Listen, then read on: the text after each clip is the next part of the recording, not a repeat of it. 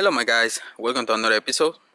Probably you've seen this Challenger before. I did headlights on it and few other things. So now I'm replacing all the brakes, rotors, and when I remove everything from the passenger side, the customer keep complaining about some noise.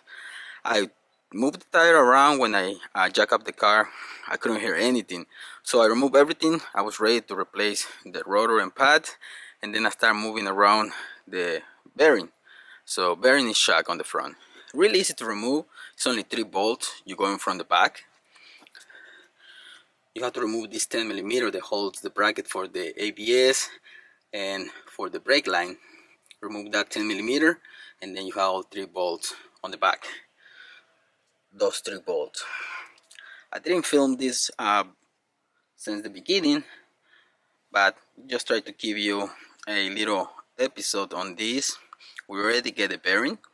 Hopefully the other side is not bad, but most of the times if you're replacing one, make sure that you replace the other one because it's about to go out.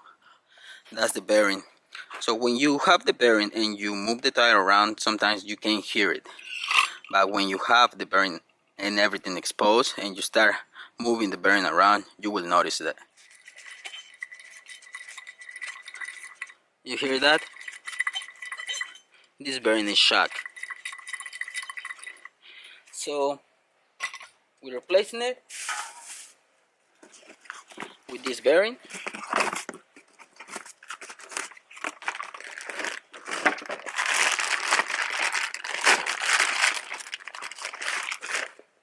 And this one is solid.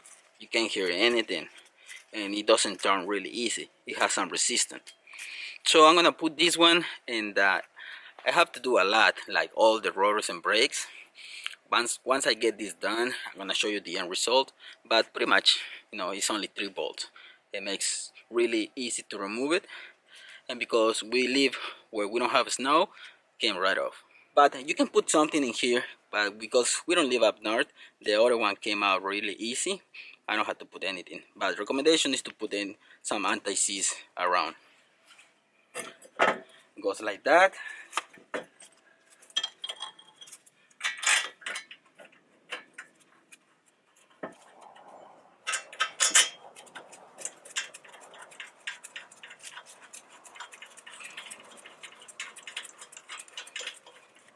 And torque it down to spec.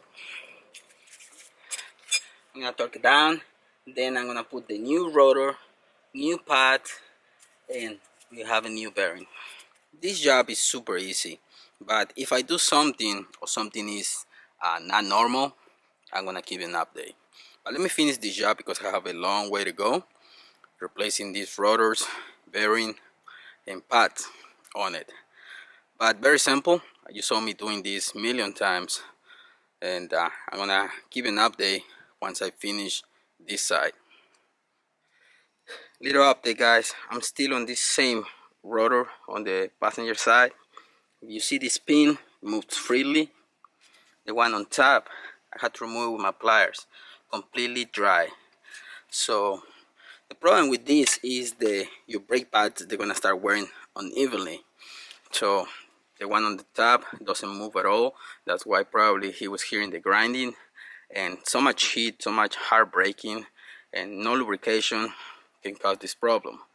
Last time that I replaced the pad, I did it myself and I lubricated the pins, but if you can see, that one didn't move at all. I had to remove it with my pliers, just move it back and forth until I pull it out completely dry.